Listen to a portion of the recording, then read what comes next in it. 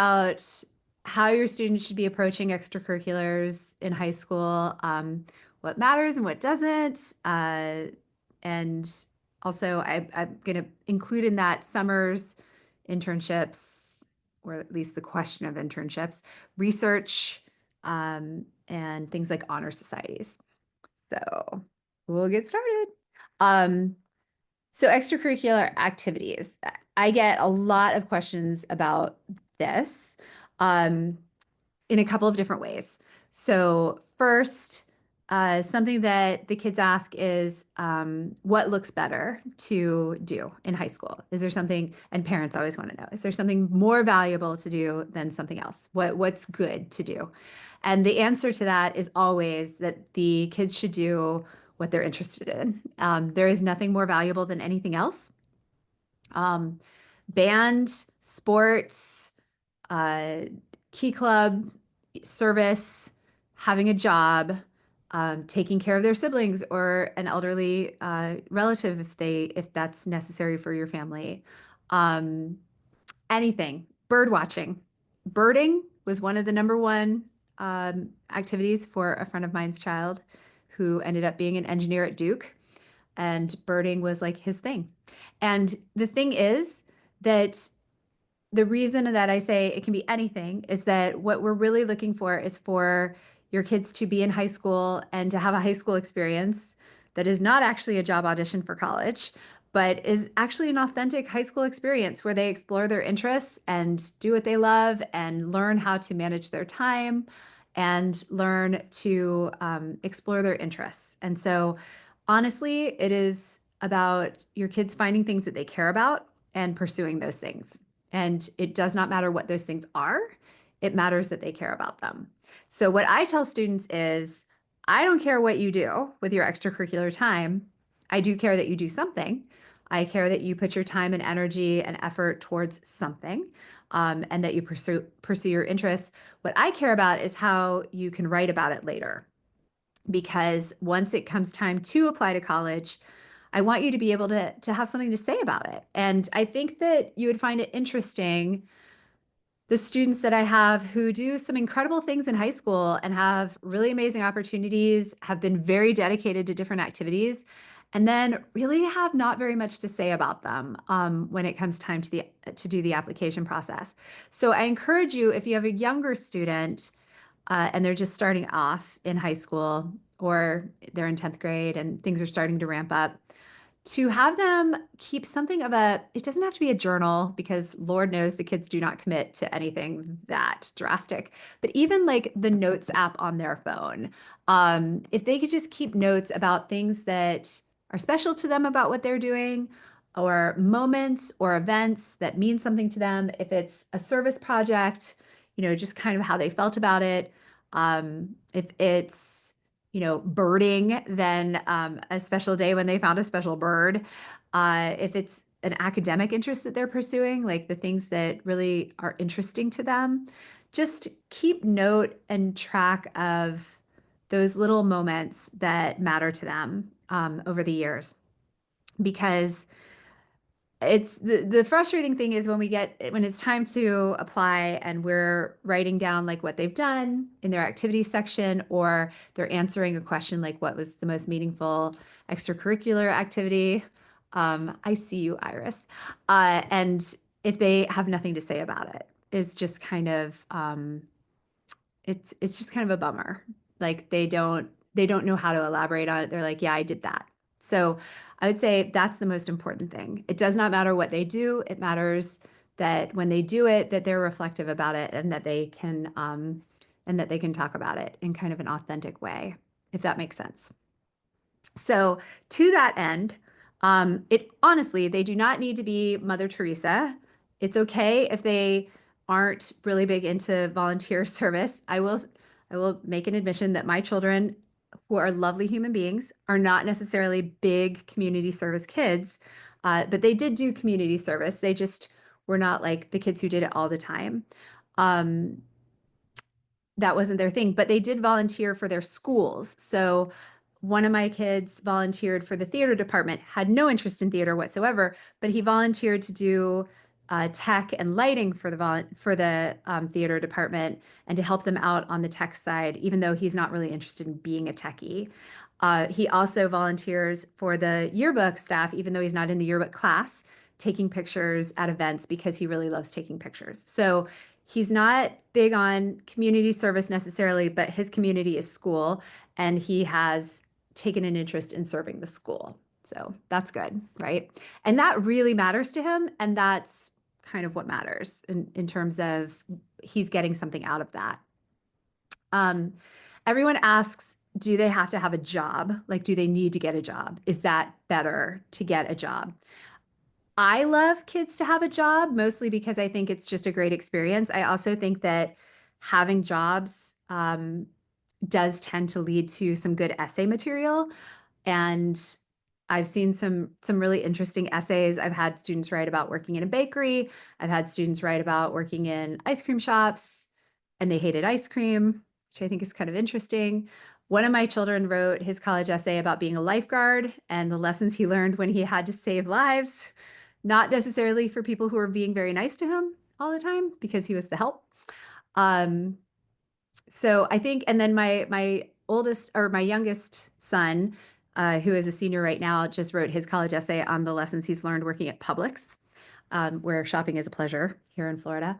So I do think that jobs can come with a lot of great essay material, but they do not have to have a job. That is not necessarily a deal breaker or a pivot point in an application. I think that what I tell the kids is having an experience where an adult is counting on you to show up. You need to be reliable. You have a responsibility, that's important, but that can be accomplished in a lot of different ways. It can be accomplished through a job. It can be accomplished through an internship if they're lucky enough to get one. It can be accomplished through service and just having an ongoing service commitment and showing up and being a reliable person for that. Even babysitting and things like that. It's certainly, I mean, babysitting is actually a really big responsibility. A lot of kids think, oh, that's not that big of a deal. I'm not even going to put it on my application. And I'm like, I mean, yes, you should actually put it on your application. So yeah, extracurriculars can be anything. That's what I want you to take away from this. Nothing is more valuable than anything else. And that what really matters is that the students care about it. Now, let's talk about when they want to quit something, because that is the other big question I get a lot is it okay if they've been in band since 6th grade and then they want to quit after sophomore year? Is it okay if they want to quit the volleyball team for senior year? Is it okay and parents always ask me, like, is this going to look bad? It doesn't look bad for somebody to change their mind. What I tell the kids is, if you are not enjoying this, if this is making you miserable, then by all means, like, quit. Yeah. I mean, I would not expect, if I was doing something like playing volleyball after work and I was not getting anything out of it and I was miserable, I would allow myself to quit. So I kind of feel like school is their job. And if they're not enjoying it anymore, there's no reason why they need to be there. I just want them to make sure that they're not enjoying it anymore for real. And because they are teenagers and they do change their minds quite a bit. And make sure that they're not going to have any remorse about quitting. What I do tell the kids is, before you do that, let's talk about what you're going to do instead. Is there somewhere you're going to jump to? Like, where are we going to put that time and effort and energy next? And really think about that. And let's think about the community that you lose if you quit marching band, or if you quit volleyball, or if you move on to a different activity.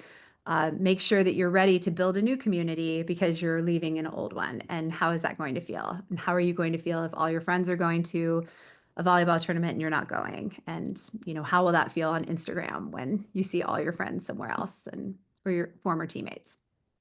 So I really do try to talk through that with the student before they make the move. But I really do believe in the ability to change your mind and try something else. I do tell kids in freshman year, when I'm speaking to freshmen, I say, this is your blank slate year. This is the year when I want you to be open to trying things, and some of them won't stick, and that's totally fine. I want you to have an open mind about things. I want you to be brave and try things that you aren't certain you're going to be good at. And that's what freshman year is for, like getting used to high school, getting used to navigating high school, learning how to be in high school classes, but also kind of trying things out. I don't expect freshmen and sophomores to be leaders of the school. And some of them are ready for that. But a lot of kids are kind of still dipping their toes in the water, and that's totally fine. And I think we need to normalize dipping our toes in the water and not expecting the kids to like come out of the gate being, freshman class president. That's a lot. And I think that, something that I talk to the kids about is, freshman and sophomore year, you're sort of getting used to the school. You still feel like the juniors and seniors are the ones leading the school, and that's fine. But you can use that time to figure out what it is, where are the areas where you want to grow in leadership and you want to start developing and diving in later. And because by the time you are a junior and a senior, you are the leaders at the school. That is your school. And what are you going to lead, and where are you going to be someone who is, really helping run that organization or making that event go off or whatever else. And sometimes the school is not where your kids' interests are going to lie, and that's okay too. I'll have kids say, the clubs at my school are kind of lame, or I'm not really into doing things at school. Okay, totally fine. Um, they can find things outside of school. They can get a job. They can serve the community in things outside of school. They can do things with their youth group at your place of worship. Like there's so many different ways to spend your time and your effort and your interests. So, and it's all good, and nothing is not worth it or not as good. A lot of students ask me, are honor societies worth it? And a lot of parents get really irritated if their kids either haven't been invited to be in an honor society or the kids aren't really into doing the honor society, and the parents are like, this is important for your college application. It's actually not that important for your college application. I mean, I think it's a nice pat on the head, and I mean, I encourage students to be in honor societies if that's what they want to do. But at the same time, honor societies are sort of a way to validate things that are evident on an application in other ways. Like you can see what their grades are through their transcript. You can see that they've taken challenging courses through their transcript. Their letters of recommendation will speak to their character. Their activities section will speak to other things that they do. They don't have to be in an honor society. So I would say if the question is, being in an honor society is going to create a lot more work or stress on a child or add to their load, it's not where I would prioritize my time, but it's up to you and your family how much you care about that. It certainly is not that big of a deal on a college application. It's a little bit redundant. So I wouldn't worry about that too much. In terms of leadership, I once, when I was reporting for NBC on college admissions, I once asked an admissions officer, doesn't the admissions process reward extroverts? Because extroverts are the ones who are going to be leaders most of the time. Like they're going to be the student body president, or they're going to be the editor of the paper, or they're going to be the football captain. And a lot of admissions people are extroverts. There are a lot of introverts too, but a lot of the admissions leaders can be extroverts because it's basically a marketing job. And they said that they believe, and I do believe too, that you can be a quiet leader and come out in ways that are not splashy and showy. Like you do not have to have a label or a title to make you an important part of an organization or to make you an important part of a school. And I think that there are so many ways to be a leader. And I think that it's really important to reinforce that with our kids, because some kids like try for leadership positions and then just never get chosen or never get voted in, and they feel really defeated. But there is something to be said. I know nobody likes participation trophies. I happen to have a different opinion on participation trophies, but I think there is something to be said for showing up and doing the work and being accountable and going to practices, especially when you're not going to be the star of the show. So I think that as long as your students look at extracurriculars that way, like I don't have to be the star of the show for this to be a valuable experience. I don't have to be the star of the show for this to be an important part of my application. I think that's a better attitude to have. Of course, you can also be the star of the show, and that's also good too.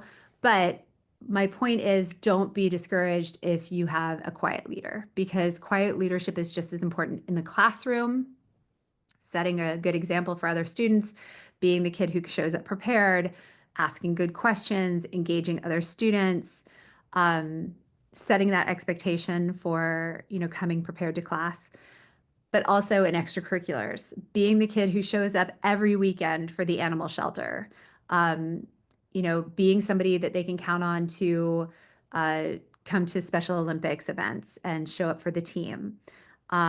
Being somebody like my kid who showed up for theater practices for hours. Do you know how long tech weeks are? I'm sure all the theater parents out there are like, yes, I do.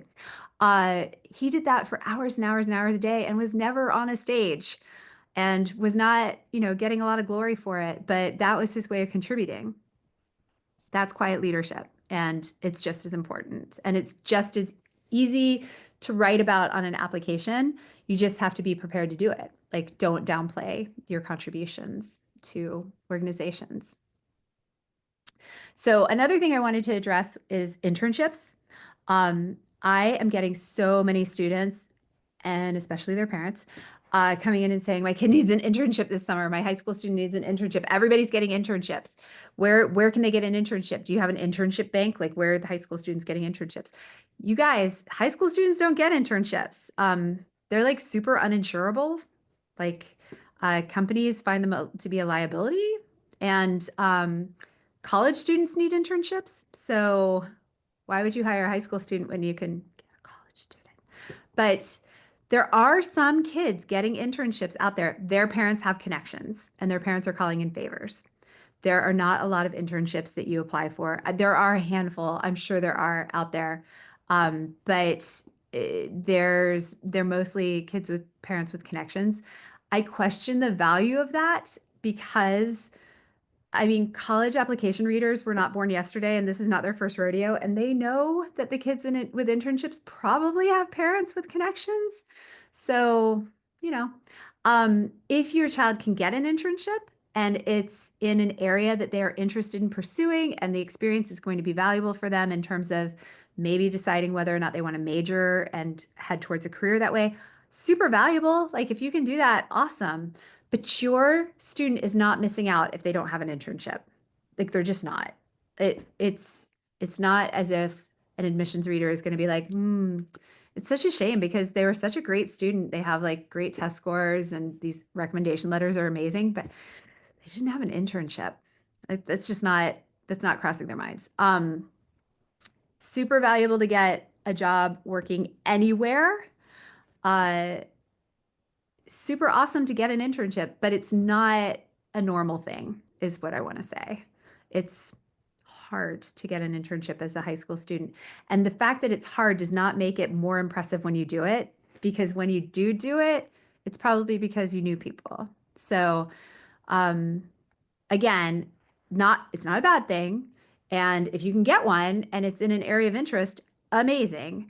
But please do not think that everybody is getting some glamorous, amazing internship with like Bank of America this summer and your kid is just totally behind because they don't have one. That is not true. The other thing that kind of goes along with that is research opportunities. And again, my kids who have done research have had parents who knew people doing research. So, I mean, there are kids who cold call professors who are doing research in the area that they are interested in, and some of them do get to work with those professors. But especially right now, when not really sure how much research is going to be going on during the summers, um, very, very hard to come by, very, very hard to get. And college students are fighting for those spots. So please do not feel like your kid is very far behind if they don't have research. Fun story. A couple of years ago, somebody published, it might have been Penn. Penn published on their website, like, this percentage of admitted students had done research in high school. And they did not realize, and this is Whitney Soul, their head of admissions, is the one that told this story. So coming straight from Penn. She said, when we published that number, we did not realize that everybody would take that to mean, oh, you need to do research to get into Penn.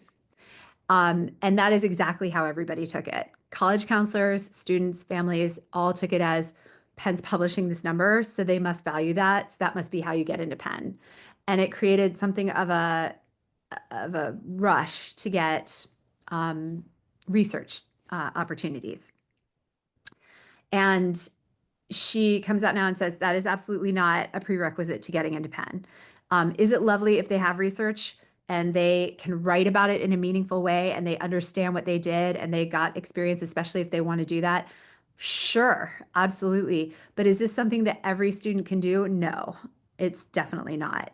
And they know that. And they are very aware of that. So I would just say, please do not feel that there's anything that will be a huge, like a research opportunity, an internship is actually not as great of an asset on an application as like if your kid decides to start an initiative in their hometown, and I don't know, collect backpacks and fill them for needy students in their school district. Like that's making an impact on the community that you're in, and making an impact in a homegrown way that doesn't require you to spend a lot of money, doesn't require you to go to a different country, doesn't require you to find an adult who can make this happen for you.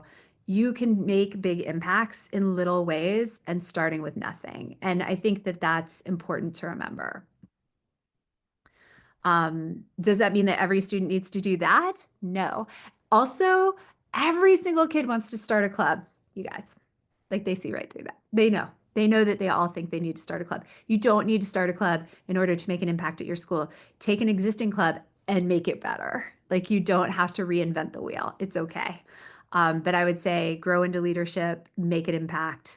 Impact is important, but you can make impacts in so many different ways. So, yeah. Um, I think I've hit on most of the things that I wanted to talk about. If you guys have questions about extracurriculars, let me know. We're not doing tonight. Usually it's like in August that I talk about how to write about the extracurriculars on the app itself. Tonight is just mostly about thinking about extracurriculars, especially because I know a lot of students are thinking about summer right now. I will say the other thing that I would like to talk about would be that a lot of kids do summer programs over the summer. Some of them are very expensive, some of them are not. There's things like the National Youth Leadership Forum. They have different names, and they'll be on college campuses. Like there's one at Harvard, and there's one at Yale, and they're at Duke. Doing a summer program at one of those campuses is not going to help you get into those colleges. Do I think that those summer programs are valuable? I think that if it's a summer program where if your student wants to get an experience in a dorm on a campus, learn how to, be on a college campus. I did summer programs when I was in high school. I made such great friends, and that was before the internet, and it was super hard to keep in touch with them, but we actually wrote letters because that's how old I am. I love that I did those programs. I'm so glad I did those programs. Did they help me get into college? No. And will they help your kid get into college? Probably not. They can show an interest in an area, and that they've pursued an interest, and they might be able to write about it in terms of like what they learned, or it might have led to them pursuing it in a different way back at home. But just the fact that they do the summer program, especially if it costs a lot of money, is not going to make an impact on their application process. There are a few exceptions. If you want to go to a service academy, you should really do the summer program at the service academy. They do look for that, especially because those kids know what they're getting into more than the kids who don't do the summer programs at the service academies. So yes, that would be valuable. Notre Dame has summer programs, and they have been known to, favor kids who have done some of their summer programs. Their summer programs are pretty selective, especially their summer scholars. And those kids tend to have a bit of an edge at Notre Dame.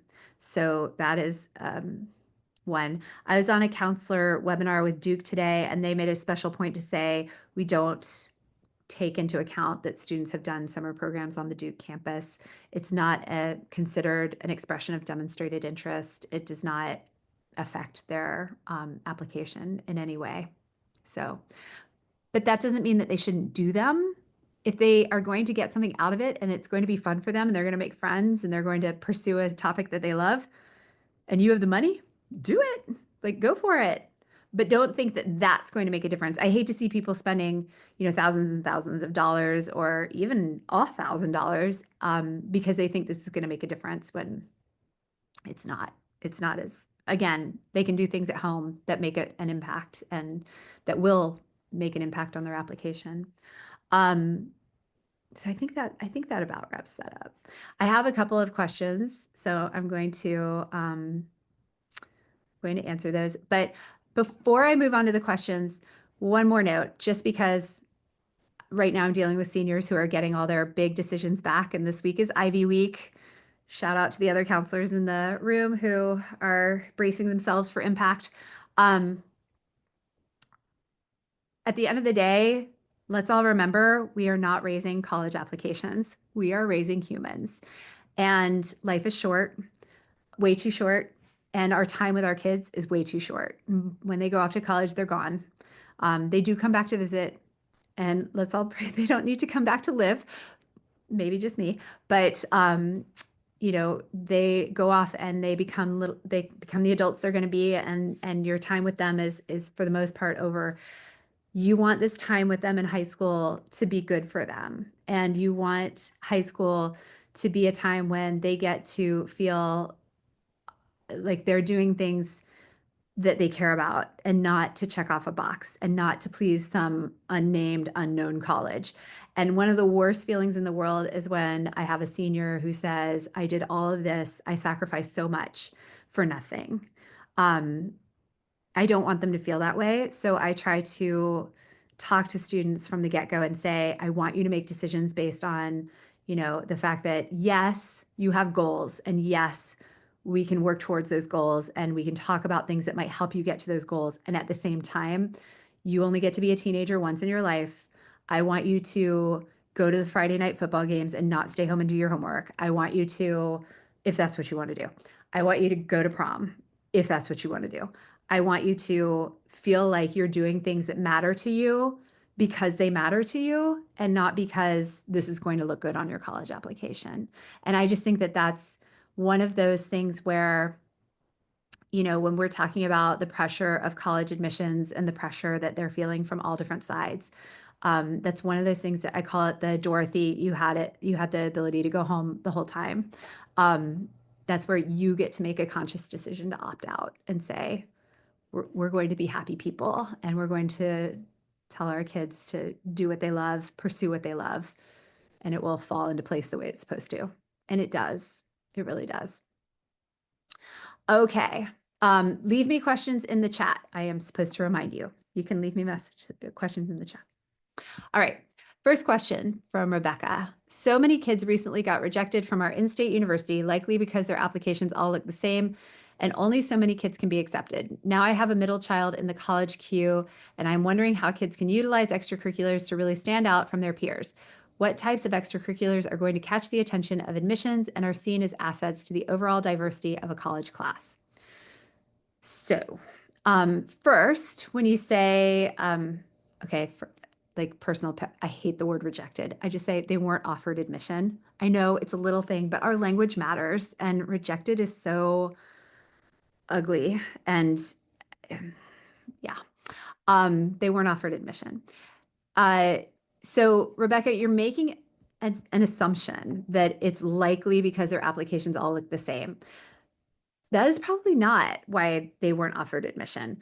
Yes, in-state universities can only accept so many kids from each school. They're trying to get kids from, if we're talking about Florida, where I live, the University of Florida, FSU, UCF, all of them are trying to get students from as many Florida high schools as possible, from as many counties as possible.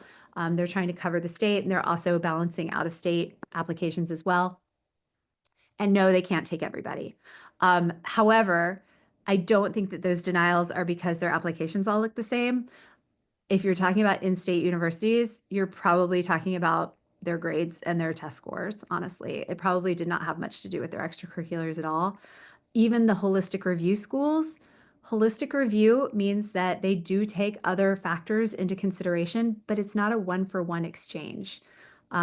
Their academics are always going to be first. So I have angry parents DMing me all the time and saying, I can't believe that my child was denied from FSU or from Florida. They were student body president, they were captain of the band, they, had 3 jobs, they did this, this, and this. But they're not also talking about the fact that maybe they got a D in a dual enrollment class, even one dual enrollment class, keep them out, or that their test score wasn't as high as their classmates were, or that maybe they opted out of world language freshman year at year 2 and other kids didn't. There's just so many factors. So that's my first thing, is to caution you and say, don't make assumptions. You don't know. A lot of people are going to be, when a lot of people are applying to an in-state university, a lot of people are going to be denied from an in-state university. And, Florida had 92,000 applications this year. FSU had well over 80. And I'm just using them as an example, but you can fill in the blank for other state universities. So that said, you have a student and you're wondering how to utilize those extracurriculars. I would say, I'm just going to reiterate what I said before, nothing stands out more than anything else necessarily. I mean, there are people who stand out. Like if you're a, internationally recognized dancer or internationally recognized person, or even a nationally recognized person, like that stands out in any field. If you've done something, interesting or off the grid, or like something that not a lot of kids do, that's interesting. It's not going to be a one-for-one trade on your academics, and it's not necessarily going to get you accepted when you don't have the academics to kind of back you up. But what I would say would make you stand out is the way you write about it. So at any school that is looking at extracurriculars and has a holistic review, it's going to be the way the students reflect on it and write about it that's going to make them stand out. What did they learn about it? What did they learn about themselves? What did they learn about other people? How do they want to take whatever they've learned and make an impact on their university campus?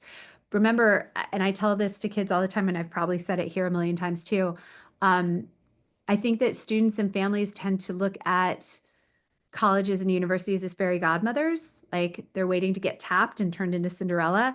And the colleges and universities are looking at the students like fairy godmothers. They want all these students to come and tap them and transform them, like make an impact on their school. So look at it as the student is the fairy godmother. The student has the power to transform and impact. Not that the student is doing all these things and then is going to go to college and turn into a swan. I am totally mixing metaphors there, but you get what I mean. So I would say that's how you stand out. You stand out by how you write about it, which I know is easier said than done, by the way. I realize that it's not as easy as that. Okay, Sarah asked, ACT is making the science section optional this year. I know, how nice for them, right? How are colleges handling this? They're opting out of handling this so far, which you're getting to. Should students still take the section, or can it now be avoided? I even called ACT on this. ACT is not going to have an answer for you. Of course, I never got a human. Shocked. And college websites have not yet addressed this. No, they have not. So the college admissions offices are still super busy. Some of them still have not released their decisions. Some of them are neck deep in what we call yield season. Now that they've had their acceptances go out, they're trying very, very hard to get those kids to come. They have not had a break since August, and they don't want to think about it. So they haven't thought about it yet. But what I'm telling everybody is I have not heard a single college say that they are going to make the science section optional for applicants, or that they will consider it optional. So until further notice, take the science section, because you don't want to be caught without the science section.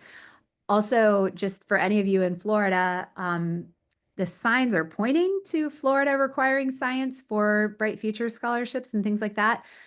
I don't know if that will actually happen or not, but I wouldn't take the risk and not have it. So I am telling everybody, take the science section. ACT can make whatever rules they want about their test, but colleges don't have to follow, like they're not talking to each other. ACT is just trying to stay relevant and trying to beat the college board, basically. So they're trying to be like, you want to take the ACT? We'll make it even easier on you. You don't have to take the science section, but colleges, I haven't had a single college say that they definitely will not count the science section. So yeah, until further notice. I don't think they're going to have time to think about it until this summer, if I'm being honest with you. Okay, Farah says she has no volunteering hours, but her community service is a paid position at our temple on Saturdays and Sundays and babysits outside of school hours. She does all of this because she pays for her dance classes, which she could not do without being able to pay for it. So those are not, yeah, I mean, that's not technically community service, and that's totally fine.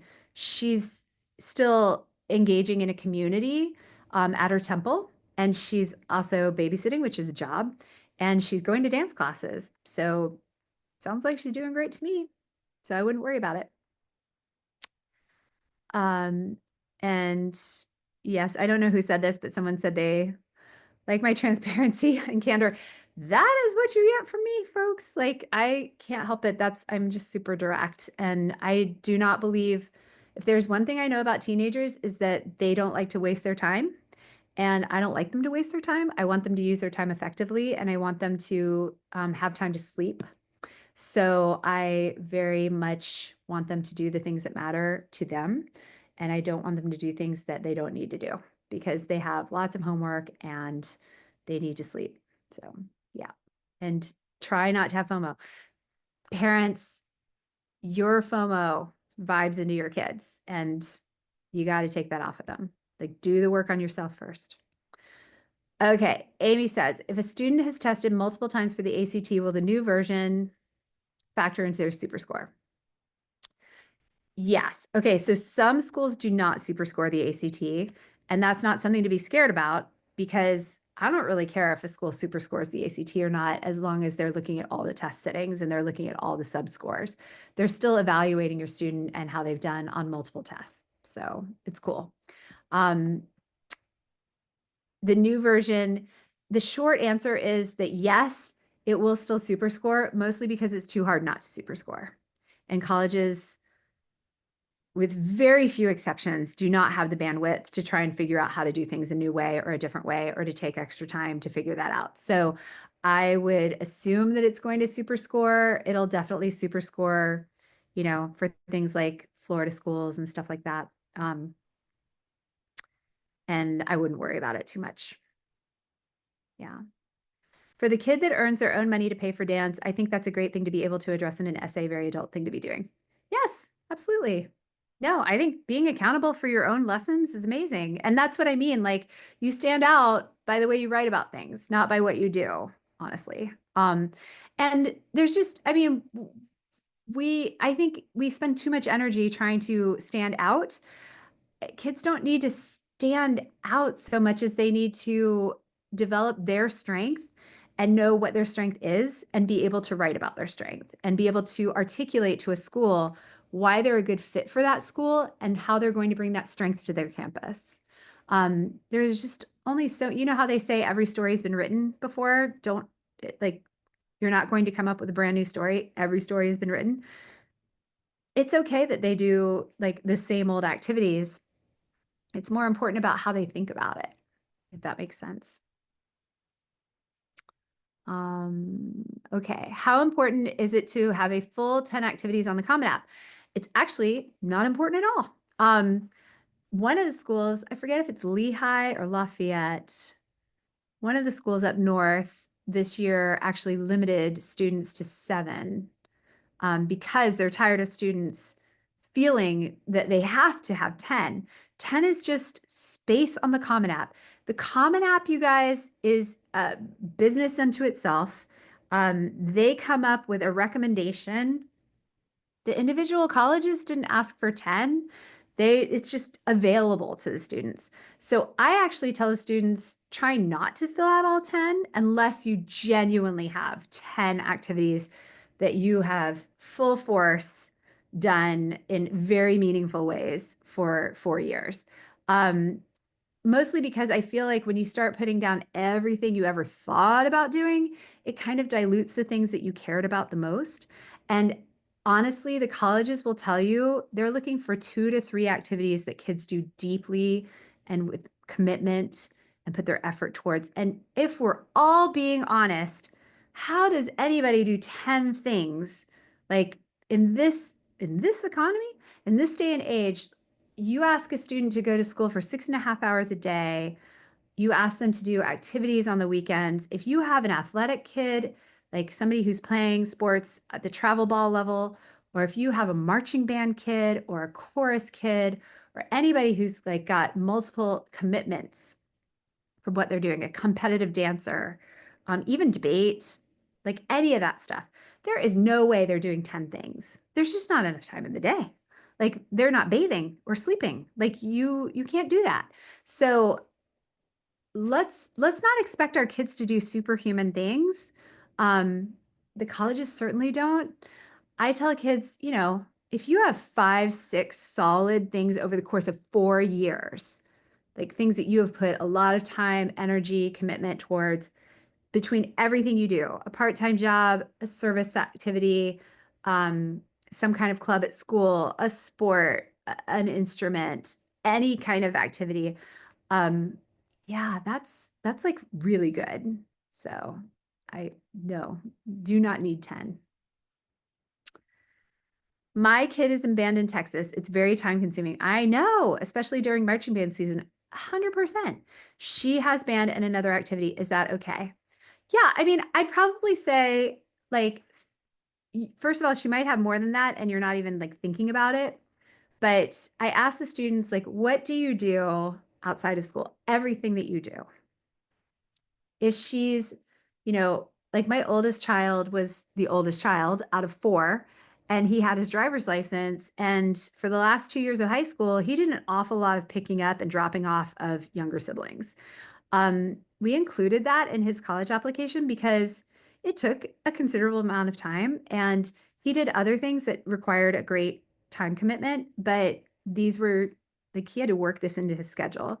And I felt like not only was it important to the family and the family unit, like he has 2 working parents, we really needed that help, but also it gave him one-on-one time with his siblings and it allowed him time to make an impact on the family in that way. So I think that you have to think about all the things that your kids do, but if marching band is a huge commitment, I would probably say if your child has one other activity, like ask them if they could think about anything else that they're interested in pursuing or anything else that they might want to work into their schedule.